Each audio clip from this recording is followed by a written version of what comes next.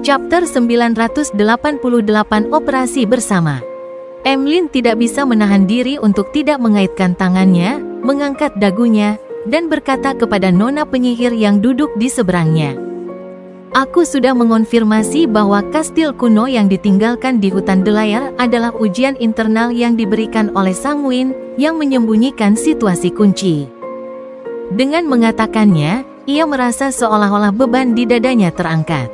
Ia tidak lagi merasa ragu, malu karena situasi sulit yang dihadapinya. Ia mengamati sekeliling dan mencari reaksi Nyonya Hermit dan Tuan Hangman. Ia menyadari bahwa mereka tampaknya sudah mengharapkannya, menunjukkan tidak ada tanda-tanda keterkejutan. Dari tampaknya, mereka sudah memiliki gambaran saat nona penyihir menyebutkan masalah dengan Intel. Emlyn mengangguk dalam hati dan menambahkan sebelum nona penyihir menjawab, aku sangat minta maaf. Aku akan mengembalikan 300 pound untuk biaya Intel. Selain itu, aku akan membayar kamu 300 pound lagi. Juga, aku akan menghukum Sanguin yang sengaja menghilangkan informasi. Meskipun Tuan Moon selalu tampil dengan sikap bangga, ia cukup tulus ketika kesalahan telah dilakukan. Ia tidak mencari alasan untuk menyalahkan.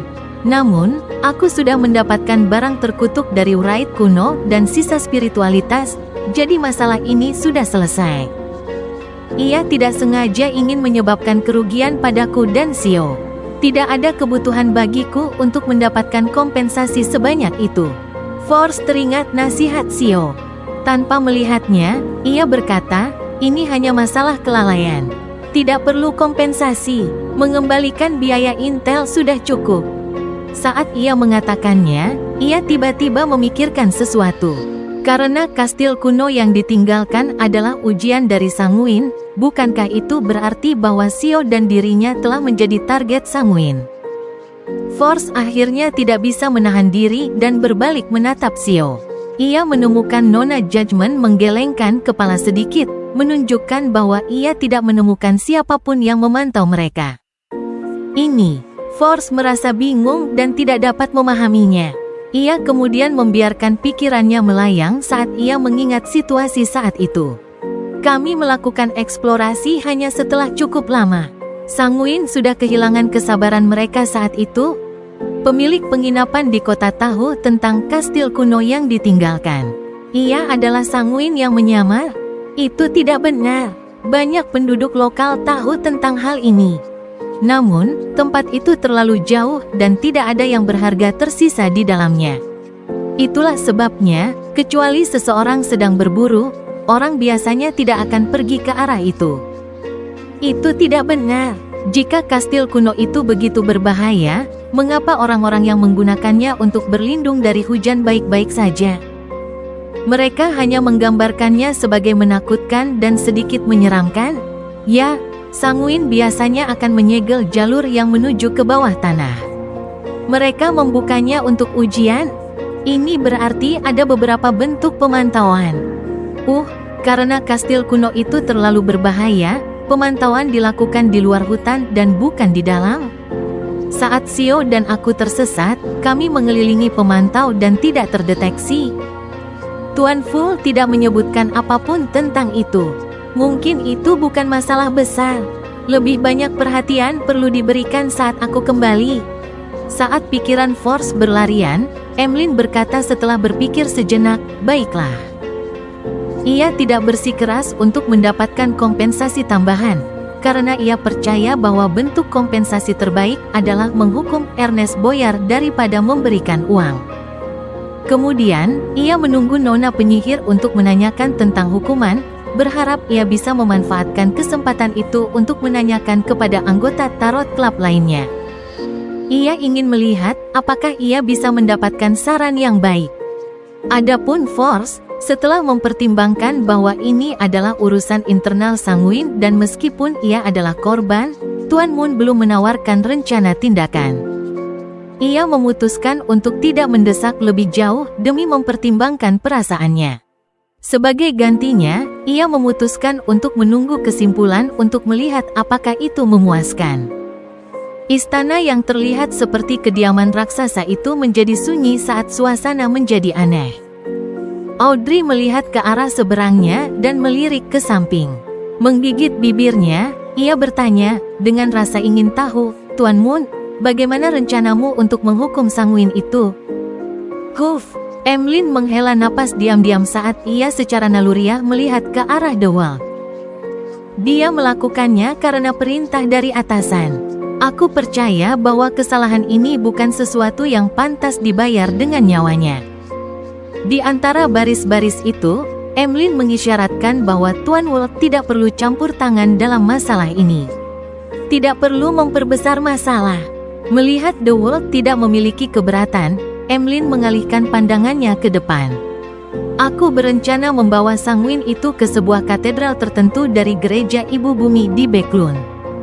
Setelah berpartisipasi dalam begitu banyak pertemuan tarot, meskipun ia tidak bisa terlalu memperhatikan rincian tertentu, ia tahu bahwa ada kebutuhan untuk menyembunyikan hal-hal mengenai dirinya di dunia nyata. Oleh karena itu, ia tidak menyebutkan gereja panen. Gereja Ibu Bumi hanya memiliki satu katedral di seluruh Backlund. Itu adalah gereja panen. Yang lainnya berada di pinggiran dan desa-desa sekitarnya.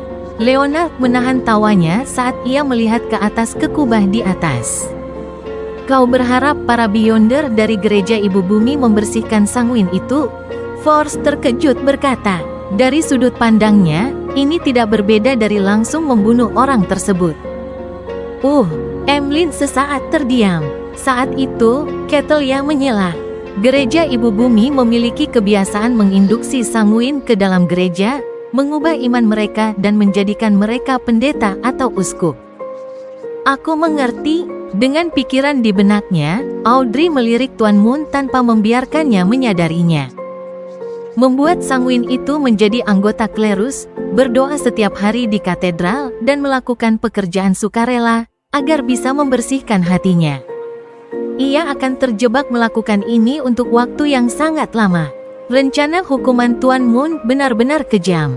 Namun, aku menyukainya. Orang itu hampir membuatku dan Sio berubah menjadi Wraith kuno karena kekuatan korup di balik pintu. Force langsung merasa tertarik dan bertanya, Tuan Moon, bagaimana rencanamu untuk menarik Sanguin ke katedral Ibu Bumi? Apakah kau sudah memikirkan rencana? Mungkin aku bisa memberikan bantuan. Kau harus hati-hati. Kau tidak boleh memasuki katedral Ibu Bumi untuk menghukumnya. Seharusnya, satu-satunya hal yang bisa kau lakukan adalah meminta bantuan Tuan Full. Tentu saja, itu mungkin sesuatu yang diinginkan Tuan Full terjadi, membiarkan dia memiliki seseorang di dalam gereja Ibu Bumi. Setelah mengatakannya, Force diam-diam menambahkan. Mendengar itu, Leonard hampir tertawa. Ia sangat yakin bahwa Tuan Moon adalah Emlyn White dari gereja panen. Jelas, Sanguin ini sudah menjadi pendeta Ibu Bumi. Ini sedikit mirip dengan orang yang tenggelam menarik orang lain ke dalam. Leonard menahan tawanya, melirik The Wolf, dan ia menemukan bahwa mantan rekannya tampaknya tidak terganggu. Ia terlihat sangat serius. Ia tidak bisa tidak berpikir, apakah ini kekuatan seorang clown, ataukah ini keadaan yang sudah biasa bagi Klein? Di ujung meja panjang yang bercorak, Tuan Full Klein hampir menutup mulutnya. Ia tidak menyangka Emlyn bisa begitu kreatif. Ini sedikit seperti pemasaran berjenjang, namun sedikit berbeda. Setelah semua, tidak selalu merupakan hal yang baik bagi Emlyn untuk mengetahuinya. Klein bersandar pada kursinya menunggu perkembangan dengan rasa ingin tahu yang meningkat. Ia selalu mengingat nasihat Nona Justice selama sesi perawatannya yang terakhir tentang tidak selalu mengenakan topeng tebal. Ia berusaha sebaik mungkin untuk melakukannya ketika kesempatan muncul agar bisa mempertahankan keadaan mental yang sehat. Mendengar kata-kata kekhawatiran Nona penyihir, Emlyn merasa semakin canggung karena ia pergi ke katedral Ibu Bumi beberapa kali sehari setiap harinya. Ia merasa tidak nyaman bahkan jika ia melewatkan akhir pekan. Ia membersihkan tenggorokannya dan berkata, saat ini aku tidak memiliki rencana yang matang. Aku berharap mendapatkan beberapa saran dari kalian semua. Ya, aku berharap kita tidak memiliki pertempuran yang terlalu intens. Sulit untuk memastikan bahwa masalah ini tidak membesar, dan aku juga tidak ingin identitasku terungkap secara langsung. Nona penyihir, tidak ada masalah mengenai partisipasimu, tetapi kita tidak akan bertemu satu sama lain. Idenya untuk tidak langsung mengekspos identitasnya berarti bahwa ia tidak keberatan jika Ernest Boyar dan Sanguin lainnya bisa menebak bahwa ia yang melakukannya. Itu adalah cara untuk menanamkan kejutan dan kekaguman pada mereka, tetapi sebaiknya tidak ada bukti yang jelas. Force menjawab singkat sambil meniru anggota Tarot Club yang berpengalaman lainnya. Pertama, kau perlu memberitahu kami Sanguin itu kira-kira berada di urutan berapa dan apa keahliannya. Emlyn sudah siap ketika ia menjawab, setara dengan urutan 5. Ia cukup berpengalaman dan ahli dalam menciptakan efek bulan purnama. Efek bulan purnama? Force terkejut saat ia ternganga tetapi tidak bisa mengucapkan sepatah kata pun. Setelah Emlyn menyelesaikan perkenalan, Force berkata dengan tawa hampa, "Aku ingat bahwa aku memiliki urusan lain yang harus ditangani. Mungkin tidak nyaman bagiku untuk berpartisipasi dalam masalah ini." Saat berada dalam keadaan yang mirip dengan bulan purnama, ia akan mendengar ratapan Tuan Doll. Dan ini berarti bahwa ia akan segera terluka parah oleh target, kehilangan semua kekuatan tempurnya. Emlyn sedikit mengernyit, tidak senang dengan perubahan sikap Nona penyihir yang tiba-tiba. Saat itu, Sio, yang telah mendengarkan dengan diam, berkata, "Aku bisa berpartisipasi. Aku hanya perlu sebagian dari hasilnya." Nada Nona Judgment sangat tegas. Sepertinya ia ingin membalas dendam. Emlyn merenung dalam hati dan melirik Nyonya Hermit dan Tuan Hangman, hanya untuk menemukan bahwa mereka sementara tidak berniat berbicara. Tampaknya mereka ingin mengamati jenis rencana apa yang bisa diusulkan oleh anggota Tarot Club dari Backlund. Karena ini melibatkan teman-temannya dan bisa jadi menjadi misi pertama yang diikuti oleh anggota Tarot Club secara bersamaan, Audrey merasa cukup tertarik. Setelah beberapa pengamatan, ia berkata dengan hati-hati, "Aku bisa menghipnotis Sanguin itu, membiarkannya memasuki katedral Ibu Bumi sendiri. Namun, untuk tidak mengekspos diri kita dan untuk memastikan peluang keberhasilan yang tinggi, sebaiknya ia berada dalam keadaan bingung atau setengah sadar saat aku menghipnotisnya." "Tuan Moon, bisakah kau melakukannya?" Emlyn sedang merangkum kekuatannya dan barang-barang yang perlu dipertimbangkan untuk mencari solusi ketika Leonard tiba-tiba tertawa. "Itu sederhana, tetapi aku hanya akan bertanggung jawab untuk membuat Sanguin itu tidak sadar." Tentu saja, premisnya adalah bahwa ada intel yang cukup, dan itu tergantung pada bagaimana kita bertindak. Saat ia mengatakannya, Sio mengangguk dan berkata, "Aku ahli dalam pelacakan dan penyelidikan. Kau bisa menyerahkan urusan intel kepadaku." "Baiklah, pertama, Tuan Moon harus memberitahuku nama, alamat, dan penampilan Sanguin itu." "Baiklah." Emlyn menghela napas lega sebelum berkata dengan sedikit bingung, "Lalu apa peranku dalam semua ini? Juga, pembayaran apa yang kau inginkan?"